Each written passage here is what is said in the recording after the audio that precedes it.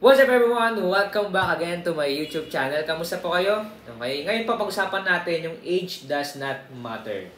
Okay, so lahat ng pag-usapan dito is all about entrepreneur. Okay, at mga experience sa pagninegosyo. Alam nyo ba na yung mga mataas na building na nakita nyo sa city like Taguig, Ortigas, Pasig, mga gawa ng mga matandang tao yan. Opo, matanda na. Sila yung mga may gawa niyan, pero ginawa nila yan nung sila ay bata pa. Bakit ko ibinibring up to? Kasi sa edad, ikot ang usapan natin ngayon.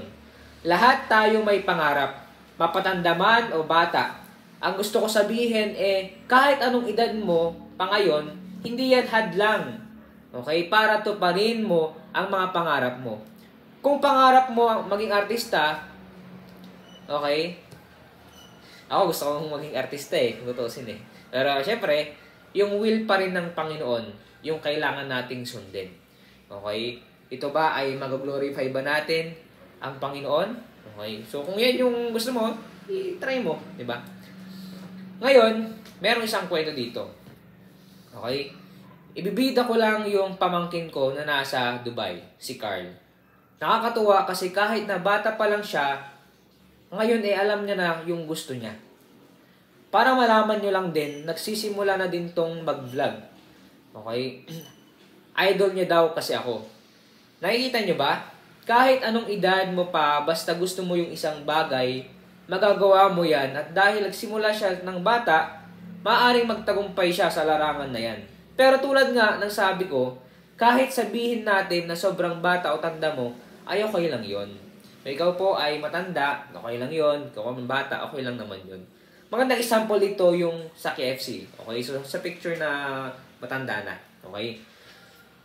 Di ba ang modelo nila doon yung matanda ng puti na ang buhok? Kung makita nyo sa mga kainan sa KFC. Dati yung tatay ni Jano Gibbs, yung model ngayon si Christopher De Leon.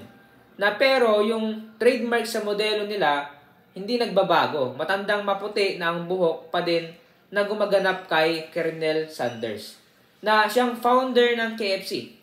Sinimulan kasi niya ang KFC sa edad na 65 ata or 70. Okay, basta matanda na. Tignan nyo naman, nag-start siya sa ganung edad na wala pa siyang tagumpay na nararating. Pero tignan nyo naman kung gaano katanyag ang KFC ngayon. Ilang branches na rin ang meron sa buong mundo. Kaya nga tulad nung sinasabi ko kanina na walang edad sa pagtupad ng mga pangarap. Pangarap mo at pangarap ko. So ano pa yung hinihintay natin? Ano pa yung hinihintay nyo?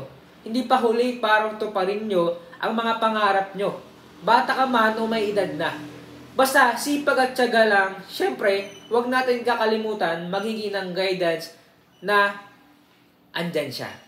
Sino ba yun? Natitukoy ko. Syempre, ang Panginoon. Kasi siya ang magbibigay sa atin nun, kaya dapat lang tayo magtrabaho ng mabuti at maging deserving tayo sa tagumpay na ibibigay niya.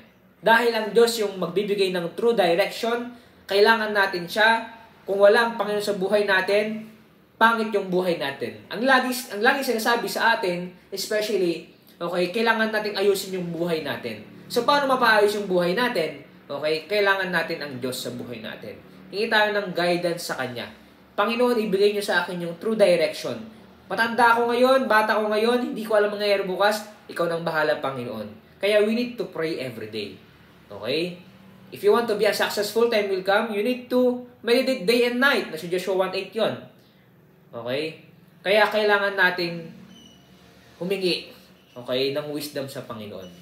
Kaya kung ikaw, bata ka man, pray ka sa Panginoon. Kung ikaw, matanda ka, pray ka sa Panginoon. Kasi, mapabata o matanda, pwedeng maging successful, time will come, at mag-glorify ang pangalan ng Panginoon. Kaya trabaho lang tayo. Okay? Wala mang resulta ngayon, tuloy lang. Okay? Kasi time will come, magkakaresulta, okay, sa biyaya ng Panginoon.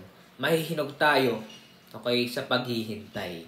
Alright, so salamat po sa inyong panonood. Dito muna tayo at abangan niyo po yung aking mga susunod na vlog dahil ito po ay nakaka-excite, okay, na mga video. Para po sa inyo, syempre. Gumagawa ko ng video para po sa inyo. Salamat po and see you on my next vlog. Bye-bye! God bless po.